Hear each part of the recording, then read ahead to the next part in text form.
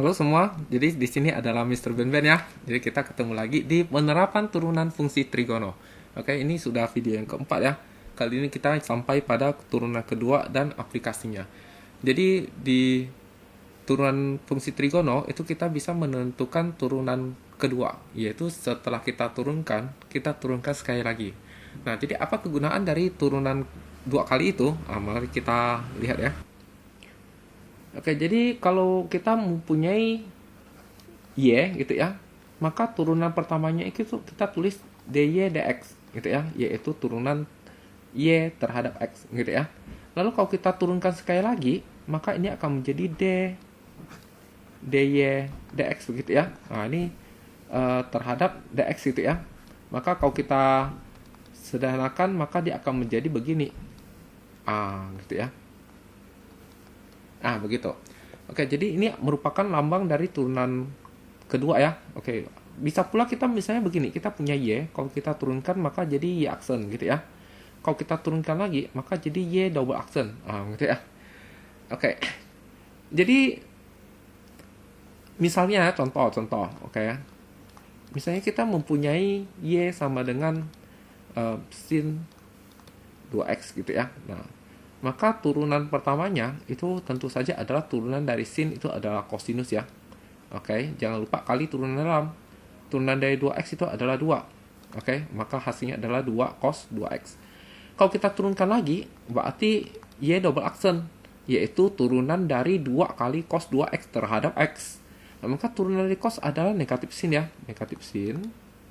Oke, negatif sin. Lalu ini 2 kan memang dari situnya ya. Terus jangan lupa dikali lagi dan turunan dalam, kali 2 lagi. Maka kalau dikalikan dapat hasilnya adalah negatif 4 sin 2x. Gitu ya. Oke, kadang orang juga bisa tulis menjadi negatif 4y karena sin 2x itu y gitu ya. Jadi y double aksen itu sama dengan negatif 4y. Atau bisa pula dituliskan menjadi y double aksen ditambah 4y sama dengan 0. Maka ini merupakan persamaan diferensial tingkat 2 gitu ya. Persamaan diferensial tingkat 2. Tapi ini akan dipelajari di perkuliahan gitu ya. Jadi persamaan diferensial. Karena dia paling tinggi pangkat 2, maksudnya turunan kedua. Maka dia disebut tingkat 2 gitu ya. Tapi ini akan dipelajari di perkuliahan. Jadi kita tidak belajar tentang persamaan diferensial. Oke, jadi ini hanya tambahan saja. Oke, nah sekarang sudah paham mengenai turunan kedua, jadi tinggal turunkan saja gitu ya. Lalu sekarang apa sih aplikasinya gitu ya? Oke, jadi apa sih aplikasi atau penggunaan dari turunan kedua? Jadi sebenarnya makna geometris dari turunan kedua itu adalah masalah kecekungan. Gitu ya. Jadi turunan kedua itu adalah masalah kecekungan. Oke. Jadi maksudnya kecekungan itu begini ya, kecekungan ya. Jadi dia kalau grafiknya bentuknya begini gitu ya. Ops. Maksudnya begini. Gitu. Maka ini bentuk U itu dikatakan cekung ke bawah gitu ya. Ya, kalau dia bentuknya begini, kayak huruf N begitu ya, maka disebut cekung ke atas. Nah, gitu ya. Oke. Contoh misalnya kita punya grafik begini. Nah, gitu ya. Oke, kalau kita perhatikan, ini kan dia naik, tapi dia kan agak berbelok gitu ya. Kalau kita telusuri gitu ya, gitu ya, tapi kan seharusnya dia projectile-nya begini ya. Oke.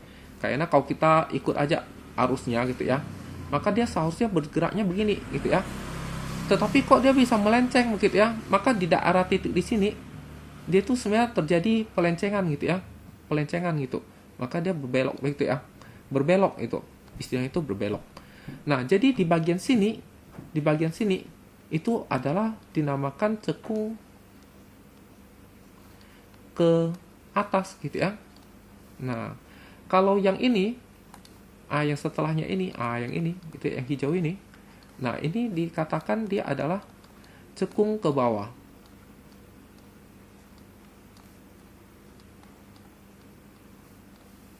Oke, cekung ke bawah gitu ya.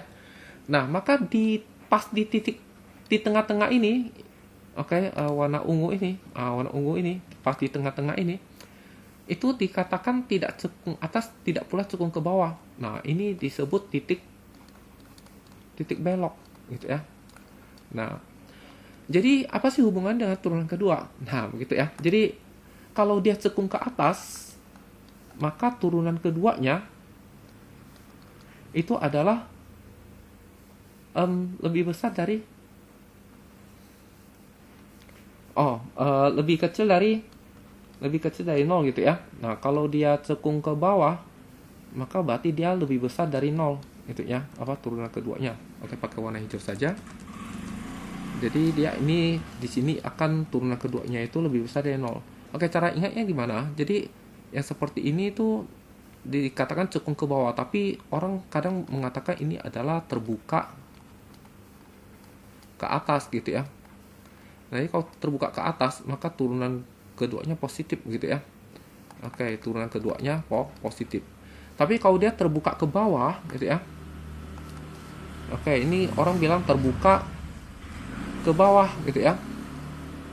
Jadi kalau terbuka ke bawah, itu turunan keduanya adalah negatif.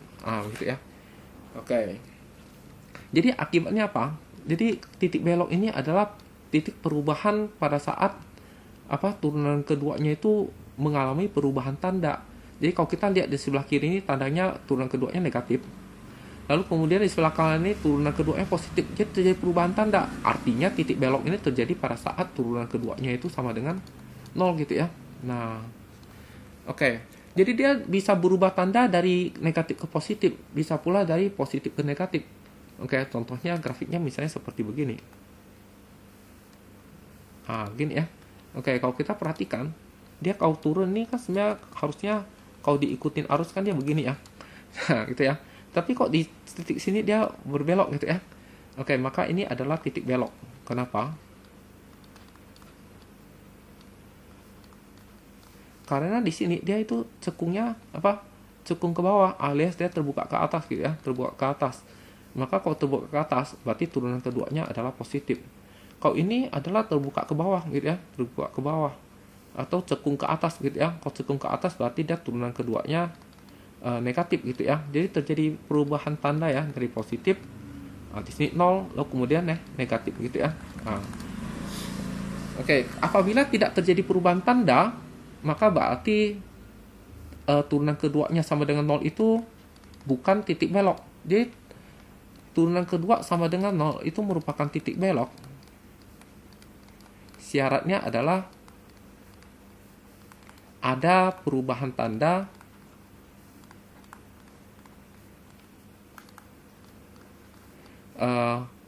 di sekitar gitu ya, garis bilangan Y double aksen gitu ya. Jadi garis bilangan Y double aksen. Nah, mungkin daripada saya banyak ngomong mungkin kita contoh soal saja. Oh ya, lupa satu hal lagi. Jadi dengan menggunakan turunan kedua kita bisa menguji apakah turunan itu titik stasioner itu merupakan maksimum atau minimum. Kenapa? Karena kalau dia begini grafiknya, maka ini berarti sangat jelas bahwa misalnya ini adalah titik stasioner X sama dengan A ya. Oke. Ini sangat jelas bahwa turunan pertamanya kalau kita masukin A hasilnya 0 karena garis singgungnya mendatar kan gitu ya. Oke. Tetapi karena dia titiknya berada pada keadaan grafik terbuka ke bawah, maka sangat jelas bahwa kalau kita masukkan A-nya ke turunan kedua, itu dia akan menghasilkan negatif begitu ya. Nah, jadi kalau kita masukkan nilai A ke turunan kedua ternyata negatif. Untuk A yang kita peroleh dari turunan pertama sama 0. Oke, ini stasioner ya. Kalau kita masukkan ke turunan kedua ternyata negatif, maka berarti dia adalah maksimum. Oke. Tapi kalau dia bentuknya begini, titik di sini sangat jelas misalnya ini X sama dengan A gitu ya. Ini sangat jelas kalau kita masukkan ke turunan pertama hasilnya 0 ya.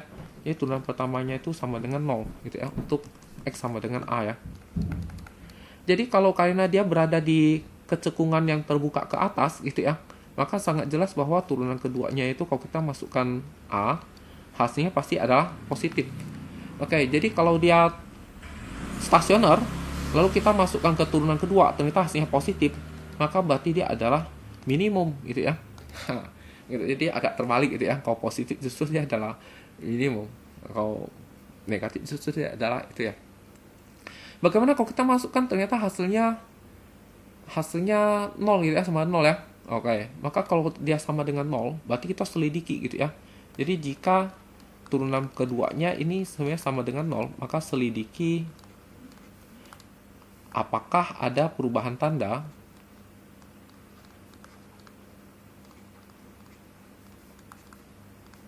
untuk Y double aksennya gitu ya. Nah, kalau ada perubahan tanda berarti dia titik belok. Kalau tidak ada perubahan tanda berarti bukan titik belok. Gitu. Oke, kita lihat contoh saja. Oke, jadi ini ada soal pada interval nilai X berapa, grafik ini cekung ke atas. Tapi kita batasi hanya 0 sampai 2pi gitu ya. Tapi 0, 2pi-nya tidak ikut. Oke, jadi berarti bagaimana? Oke, jadi pertama kita cari turunan pertama. Oke, jadi jawab ya. Jadi Y-nya berarti adalah negatif 2 sin 2X ditambah Pi gitu ya. Oke, jadi turunan pertamanya itu berarti turunan dari sin adalah kosinus ya. Oke, ini memang ada negatif 2-nya. Lalu jangan lupa dikali dengan turunan dalam gitu ya. Turunan dari 2X plus Pi itu adalah 2 ya. Maka kalau kita sederhanakan kita peroleh negatif 4 kosinus 2X ditambah Pi gitu ya. Itu baru turunan pertama. Sekarang kita cari turunan kedua, oke? Turunan keduanya berarti apa nih? Turunan dari cos. Turunan dari cos adalah negatif sin gitu ya. Oke, ini adalah turunan dari cos. Lalu ini negatif 4 kan memang dari sononya ya. Jangan lupa dikali dengan turunan dalam. Turunan dari 2X tambah Pi, ya 2 ya. Oke, maka kalau kita sederhanakan dapatlah adalah 8 kali sin 2X ditambah Pi gitu ya. Nah, oke. Nah, sekarang berikutnya adalah kita mencari dia batasnya ya, perubahan tanda gitu ya. Berarti kita harus mencari untuk yang turunan keduanya sama dengan 0 gitu ya. Turunan kedua sama dengan 0. Cari perubahan tanda dari Y double aksen gitu ya. Maka berarti Y double aksen ini sama 0 karena 0 adalah pembatas perubahan tanda begitu. Oke, Y double aksennya itu kan adalah 8 sin 2X tambah Pi sama dengan 0 ya. Oke, sama aja dengan kalau kita bagi 8. Oke, kita bagi 8, maka ini diperoleh sin 2X ditambah Pi sama dengan 0 bagi 8, 0 ya. Tapi 0 itu kan adalah sin 0 ya. Oke, berarti apa yang kita peroleh? Yang kita peroleh adalah ada 2, yaitu 2X ditambah Pi sama dengan 0 ditambah kelipatan 2Pi. Satu lagi yang sinus, itu adalah 2X ditambah Pi sama dengan Pi dikurangin dengan barang ini, 0 ya. Kurang 0 ditambah dengan kelipatan dari 2Pi gitu ya. Oke, ini kalau kita pindah ruas maka diperoleh 2X sama dengan negatif Pi ditambah kelipatan 2Pi. Kalau kita bagi 2, maka diperoleh X sama dengan negatif setengah Pi ditambah dengan kelipatan dari Pi gitu ya. Oke, samakan penyebut biar enak dihitung. Oke, jadi ini Pi per 2, ini ditambah dengan 2πk per 2 ya. Sama aja ya. Oke, berarti kita peroleh apa nih? Berarti X-nya itu adalah negatif Pi per 2. Ini tak memenuhi. Karena kita maunya dari 0 ya. Kita maunya dari 0. Berarti kita tambah lagi dengan 2Pi ya. Jadi ini selalu tambah dengan 2Pi. Oke, kalau ditambah 2Pi, maka menjadi Pi per 2 ya. Betul ya? Oke. Lalu kemudian kalau ditambah 2Pi, maka menjadi 3Pi per 2 ya. Oke, kan masih aman ya. Maksudnya sampai 2Pi ya kan. Oke, 2Pi itu kan adalah 4Pi per 2 ya. Oke, jadi masih aman. Kalau ditambah 2Pi lagi jadi 5Pi per 2 sudah lewat. Oke, berarti sampai di sini saja. Nah, sekarang kalau ini kita kerja, ini jadi apa nih? 2X tambah Pi sama dengan Pi ditambah dengan kelipatan 2Pi ya. Oke, ini Pi kurang Pi hasilnya 0 ya. Maka diperoleh 2X sama dengan K dikali 2Pi. Oke, kita bagi 2. Maka diperoleh X sama dengan K kali Pi gitu ya. Kalau K-nya 0, maka berarti X-nya 0. Gitu ya. Kalau bisa dikurangin dengan pi atau ditambah dengan pi. Kalau kurang pi ya berarti jadi negatif pi, kan lewat ya, soalnya dari 0 ya. Kalau ditambah pi maka jadi pi gitu ya. Tambah pi lagi jadi 2pi. Oke, 2pi itu batas, tapi sebenarnya ini tidak memenuhi gitu ya. Karena kita 2pi-nya tidak termasuk gitu ya. Ya, tapi ini 2pi tetap jadi batas ya. Oke, cuman dia tidak termasuk aja begitu. 0 ini juga sebenarnya tidak memenuhi ya, tidak termasuk karena batasnya juga tidak include 0 ya. Tapi nanti dia akan jadi batas gitu, jadi batas. Oke, nah sekarang kita sudah dapat batas-batasnya. Maka langkah berikutnya adalah kita gambar apa? Oke. Jadi langkah berikutnya kita gambar garis bilangan gitu ya, gambar garis bilangan. Oke, jadi mulainya dari 0, oke. 0-nya tidak ikut, tapi dia batas gitu ya. Oke, lalu kemudian pi per 2. Lalu kemudian apa? 3 pi per 2, pi dulu ya, pi. Baru 3 pi per 2. Lalu kemudian 2 pi gitu ya. Nah, tapi yang mau kita bicarakan kan juga dari sini sampai sini ya. Oke, yang mau kita bicarakan itu yang di dalam merah ini. Oke, berarti kita harus menentukan dia positif atau negatif. Tapi ingat, ini adalah 0 dan sekian itu kita peroleh dari apa? Kita peroleh dari turunan kedua sama 0. Berarti ini sebenarnya untuk yang turunan kedua. Artinya semua yang kita uji ini itu masuk ke turunan kedua gitu ya. Oke, kita ingat bahwa turunan keduanya itu adalah apa? 8 kali sin apa? 2x ditambah pi ya. Oke. Apakah bisa disederhanakan? Oke, jadi kalau ditambah dengan 180 gitu ya, maka berarti dia jadi kuadran ketiga kan? Jadi kuadran 3. Oke, jadi kuadran ketiga sinus kan negatif ya. Maka ini akan jadi 8 kali negatif sin 2x. Maka ini akan jadi negatif 8 sin 2x sebenarnya. Lebih mudah lagi ya sebenarnya ya. Oke, lalu kemudian kita akan uji untuk x berapa nih? Oke, untuk x berapa?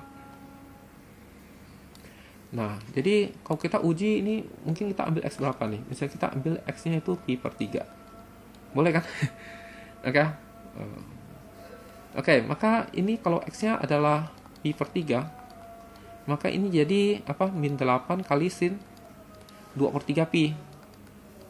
Oke, 2 per 3 pi itu adalah sin 120 ya. Ya, karena pi kan 180 derajat, pi radian ya. Lalu bagi 3 kan 60 kali 2, 120 ya. 120 itu kan kuadran 2 ya. Kuadran 2 kan sinus positif. Maka jadi 8 kali bilangan positif gitu ya. Hasilnya jadi negatif gitu ya. Maka di sini kita tulis negatif. Oke, berikutnya ini kita ambil berapa ini? Oke, pi per 2 sama 2 pi per 2. Oke. Mungkin kita kali 2, maka jadi 2 pi per 2 sama apa? 4 pi per 2, maka kita bisa ambil 3 pi per 2 ya. Terus kita bagi 2 lagi, maka dapat 34 pi. Oke ya, jadi bisa ambil 34 pi nih. Oke.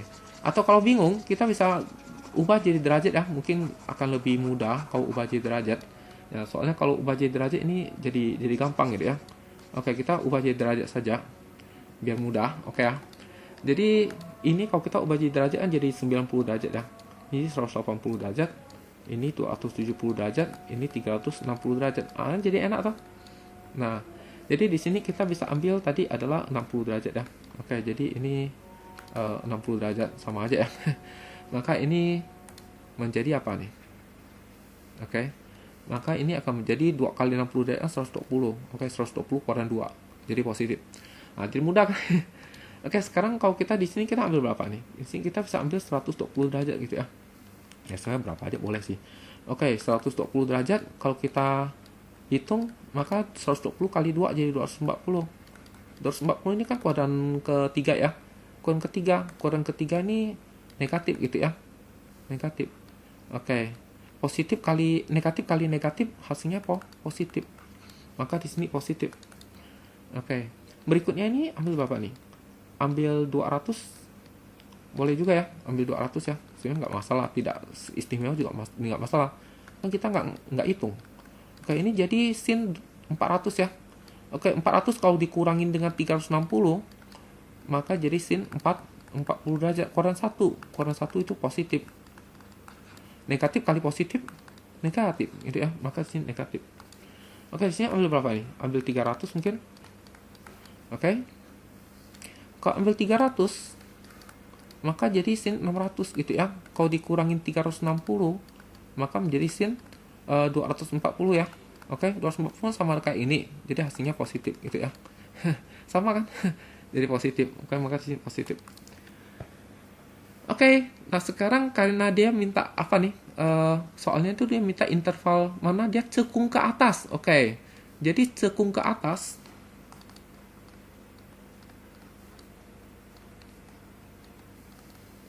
Berarti lambangnya adalah begini ya, cekung ke atas ya. Nah, artinya dia terbuka ke bawah. Kalau terbuka ke bawah, berarti turunan keduanya negatif. Gitu ya. Oke, berarti kita cari yang mana yang turunan keduanya negatif. Berarti yang turunan keduanya negatif itu adalah di sini ya. Oke, dan di sini. Nah, begitu ya. Oke, berarti jawabannya apa nih? Ya, berarti jawabannya adalah jadi interval grafik cekung ke atas adalah apa nih? 0 lebih kecil dari X lebih kecil dari pi per 2 atau apa? Pi kurang dari X kurang dari 3 per 2 pi. Oke, daerah negatif ya kan? Oke, jadi begitulah jawabannya. Ya, apakah bisa dimengerti? Oke, jadi ini bisa diputar kembali videonya dan diputar pelan-pelan gitu ya.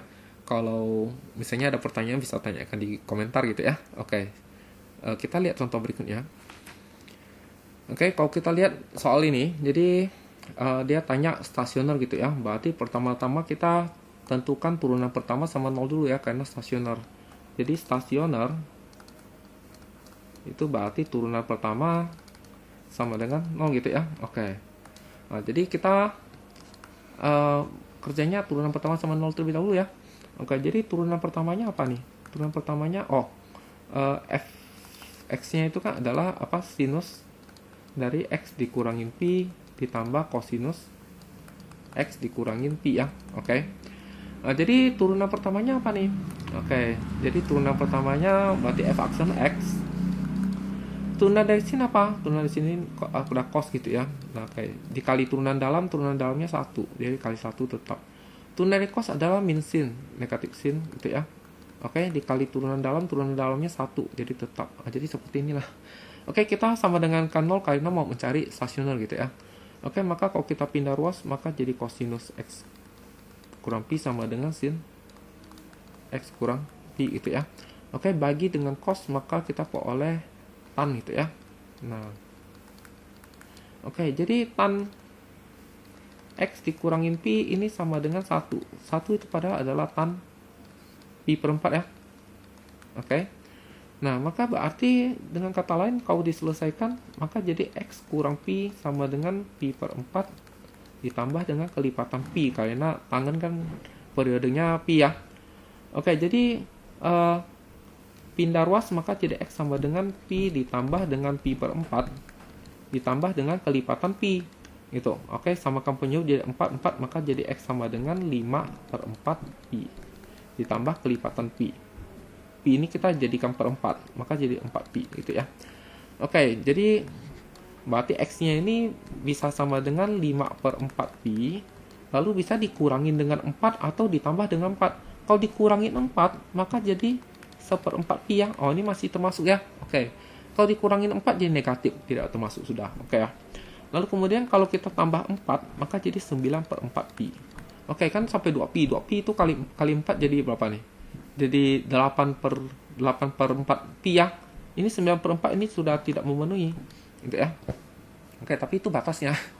Ya, gitu. Oke, jadi gambar garis bilangan gitu ya. Bentar. Ini berarti kita mau cari apa? Ini stasioner ya. Oke, jadi tidak pakai garis bilangan karena dia minta tentukan jenisnya itu menggunakan turunan kedua. Ya, kalau kemarin kan kita menentukan jenisnya pakai garis bilangan ya. Oke, sekarang pakai turunan kedua, permintaannya demikian. Oke, jadi berarti kita memperoleh dua buah stasionernya nih, yaitu ini dan kayak ini. Nah, sekarang yang mana yang maksimum, mana yang minimum itu hendak ditentukan menggunakan turunan kedua. Oke, jadi menentukan jenis stasioner menggunakan turunan kedua ya. Nah, itu caranya gimana ya? Tentu saja langkah pertama cari turunan keduanya dulu ya. Oke, jadi turunan pertamanya kan tadi sudah. Sekarang turunan kedua nih. Oke, berarti turunan dari turunan pertama. Turunan pertama yang cos ini ya. Oke, ini mungkin kita garis bawah atau kita kotakin saja supaya jelas gitu ya. Oke. Nah, ini ya. Oke, ini yang kita turunkan nih. Oke. Turunan dari cos negatif sin. Oke ya. Turunan dari dalam 1. Jadi udah. Turunan dari sin cos, tapi ini ada negatif. Jadi negatif cos gitu ya. X kurang pi. Tapi turunan dari kurung ini 1. Oke, jadi tetap aja ya. Lalu berarti apa? Ini adalah turunan keduanya. Ya, atau kalau kita tulis bisa jadi negatif kurung buka sin apa x kurang pi ditambah dengan kosinus x kurang pi gitu ya. Nah, oke, sekarang kita akan masukkan untuk x sama dengan 1/4 pi. Oke ya. Maka berarti turunan keduanya untuk yang x-nya 1/4 pi itu berarti x-nya diganti 1/4 pi. Jadi negatif dari sin apa 1/4 pi dikurangin pi ditambah dengan kosinus dari apa 1/4 pi dikurangin pi gitu ya. Nah, oke, jadi ini kalau dihitung hasilnya berapa nih? Oke, jadi negatif dari sin apa nih? Negatif 3/4 pi ya. Oke, ditambah dengan kosinus dari sama ya. Negatif 3/4 pi. Oke. Nah, kita ingat bahwa sin negatif itu berarti kuadrat 4 ya. Kuadrat 4 kan sin negatif. Jadi ini sama aja dengan negatif sin 3/4 pi. Oke. Kalau cos negatif kuadrat 4, kosinus positif, maka dia tetap gitu ya. Oke. Nah, kalau kali masuk negatifnya maka kita peroleh sin apa 3/4 pi dikurangin dengan kosinus 3/4 pi. Nah, terus kita ngitung ya. Oke, jadi kita hitung nih. Wah, ini kayaknya mungkin kita pindahin aja ke bawah gitu ya. Oke. Kita pindahin aja ke bawah.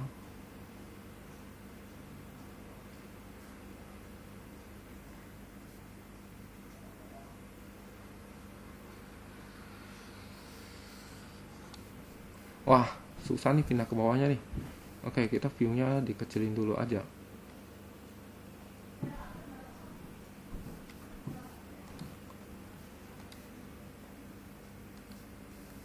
Oke, ini kita pindahin ke bawah.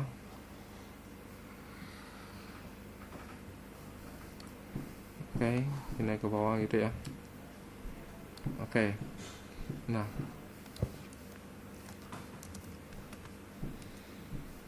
Oke, jadi sudah pindah ke bawah. Jadi kita hitung nih. Oke, jadi kalau kita hitung jadi berapa nih? Oke, pi ini kan adalah 180 ya. Oke, jadi 45. Oke, dikali 3 jadi 135 ya. Oke, jadi ini sama aja dengan sin 135 berapa? Oke, sama aja dengan sin 45. Oke, setengah akar 2 ya. Kalau kosinusnya berarti sama dengan negatif. Gitu ya. Oke, jadi ini adalah setengah akar 2 dikurangi dengan ini negatif setengah akar 2 ya. Oke, maka jadi dapatnya adalah akar 2. Oke, positif. Kalau positif berarti artinya apa nih? Ya, karena turunan keduanya positif, maka X sama dengan 1/4 pi. Ini berarti dia bentuknya begini. Terbuka ke atas ya kan. Berarti dia adalah minimum ya. Jadi balik minimum. Gitu. Oke.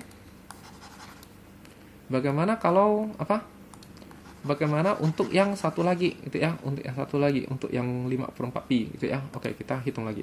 Jadi untuk X sama dengan 5/4 pi. Oke, maka kita masukkan ke turunan keduanya, yaitu 5/4 pi. Oke.